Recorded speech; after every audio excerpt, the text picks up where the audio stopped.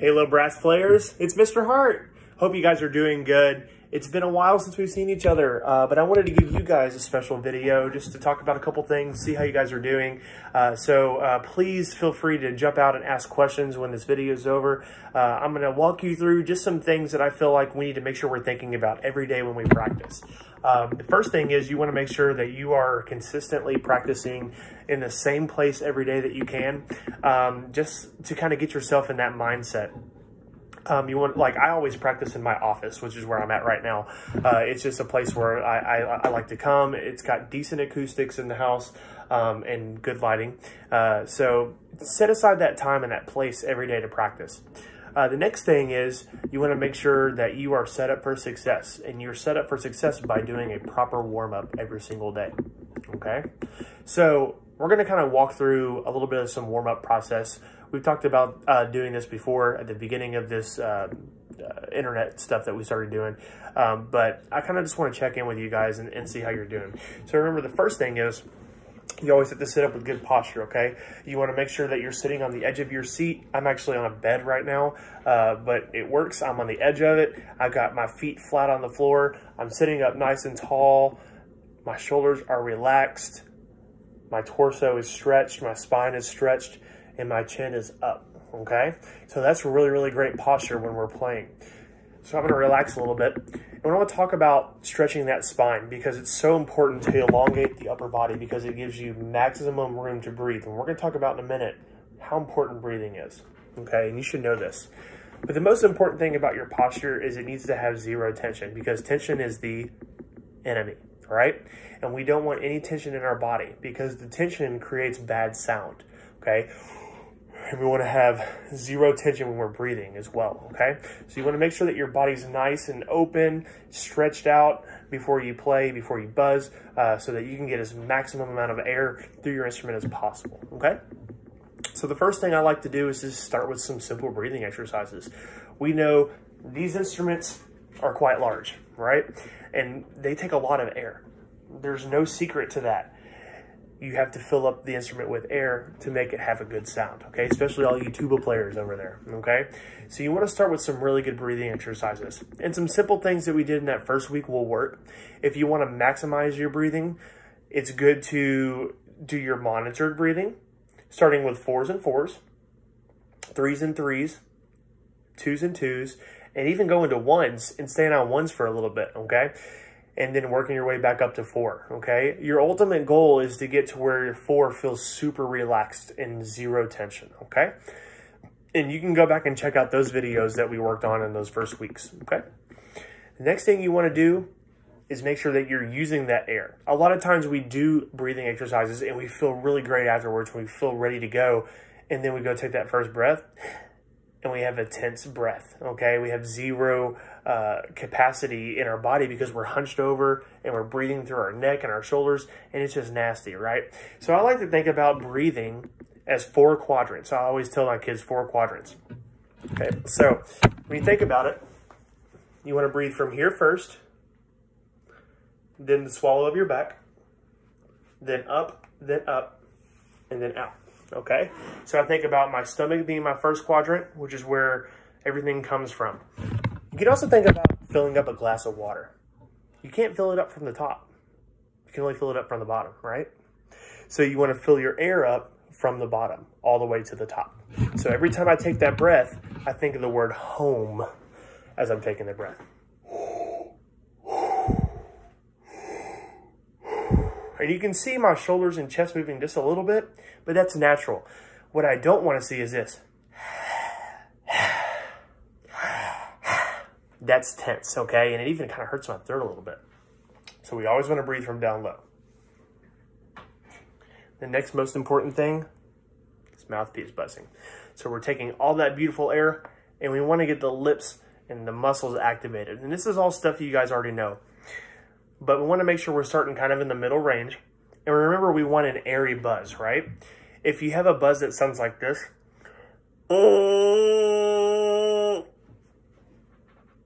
my face is really, really tight, okay?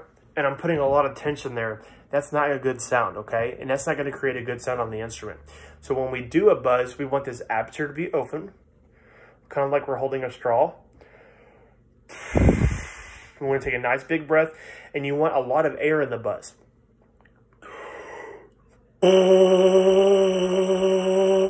Like so. Then when you start doing some buzzing exercises, start on a middle range and do a couple tonguing exercises, and then start building that range up and down, up and down, up and down, lower and higher. I like to start going lower because what that's going to do is expand everything in your stomach and in your breathing, okay? So I might start with the simple siren going down.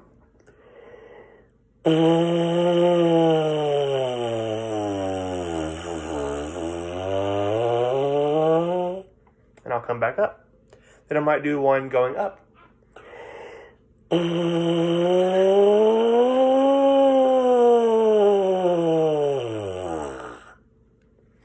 Now, if you're having trouble doing this, something you can think about is what your aperture is doing.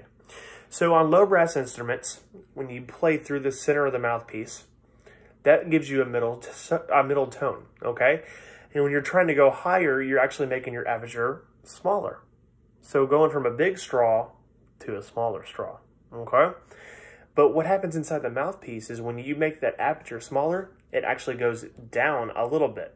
So if you think about directing your air downward and forward, kind of like that, then that's going to help you get those higher notes. So as I bend upward, I'm actually pushing my air forward and down. Kind of interesting concept. And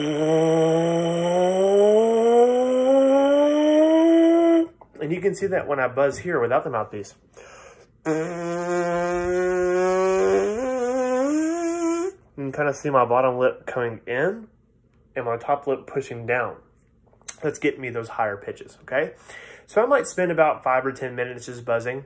It's always fun to buzz a song, buzz something on TV, or buzz your favorite video game theme song, whatever floats your boat, okay?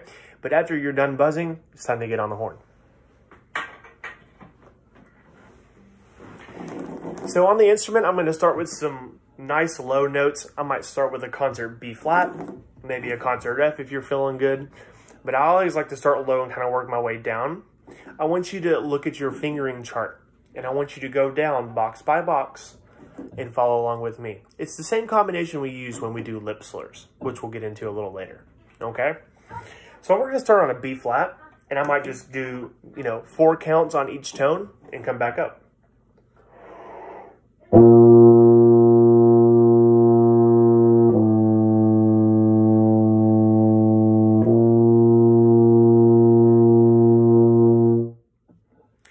I'll go all the way down to where I'm using 1, 2, and 3. And I want you to follow your fingering chart. So I'll go to second first, then 1, and 2, then 2 and 3, then 1 and 3, then 1, 2, and 3. Always returning back to that B flat. Now for trombones, you're just going in order of your slide position. So you'll go from 1st to 2nd, 1st to 3rd, 1st to 4th, all the way down to 7th, and then back up to 1st, okay? And then I might do that on concert F.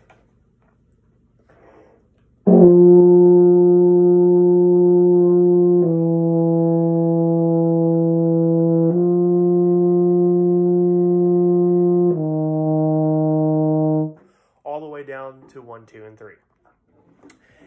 And those are called Remingtons. They're great exercises to do at the very beginning of your playing day, in your practice session, and I highly recommend it.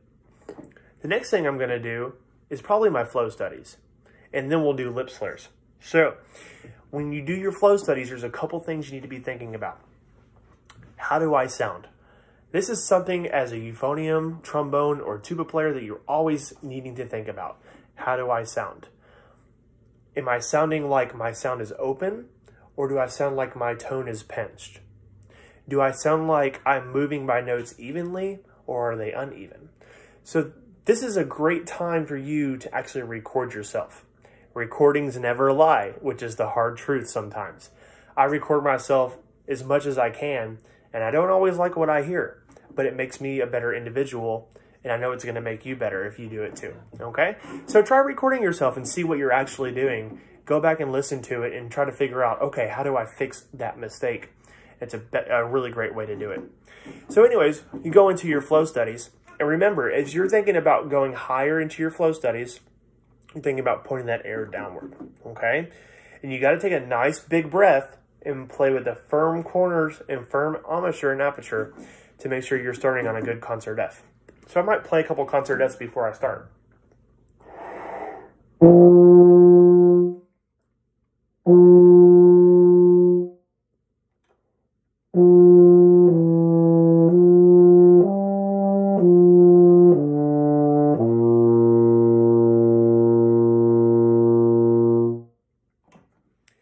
And just like holding a long note, da, we want our flow study to be just as smooth and just as even all the way across every single note. That's why we do the flow studies. It also does help increase our range, but that's just an added benefit. The real goal is to make every note as beautiful as possible. So we were working on number 3 and starting to do number 4 before we left for spring break. So we'll do number 3 and 4 here. And I want you to listen to how my notes are even as I transition between them. And I want you to try to do the same thing on your own instrument. Here's number 3. Ready?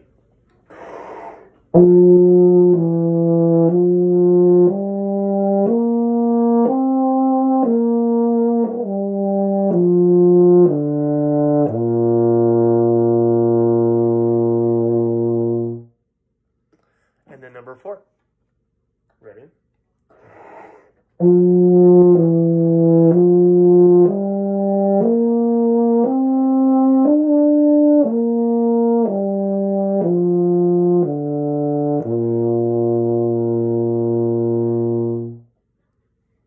Great job.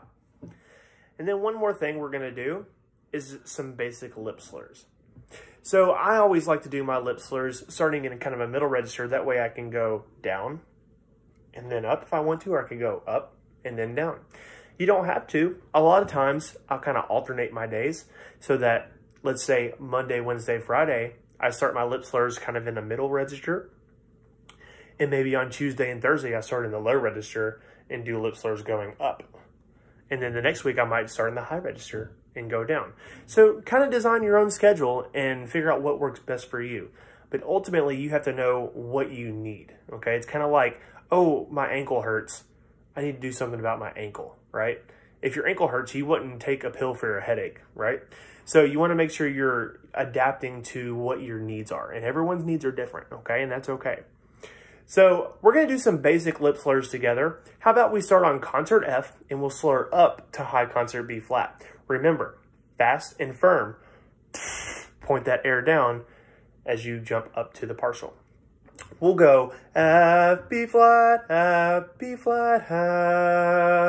and then we'll go down a half step to second valve or second position. Follow along. 1, 2, ready?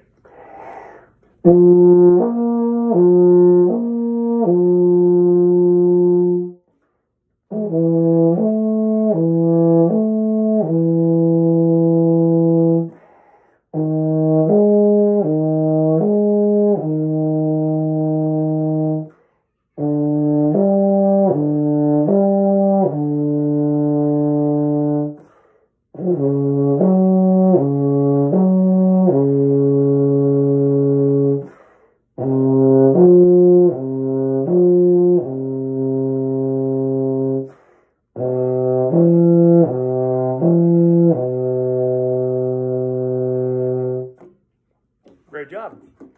So those are kind of like your basic needs that you need to do every day, okay? Breathing, buzzing, some long tone of some sort, your flow studies, and then some lip slurs, okay? Then we're going to talk about some of your assignments, okay? Your assignments aren't too bad this week, but there's one thing I really want you to focus on, and that's your A flat major scale. So I'm going to play the A flat major scale along with you. And I want you to really think about that key signature and think about the same thing that we do in our flow studies, starting with a great breath, nice even sound all the way through. So here's your concert A flat major scale in the back of your book. 1, 2, ready?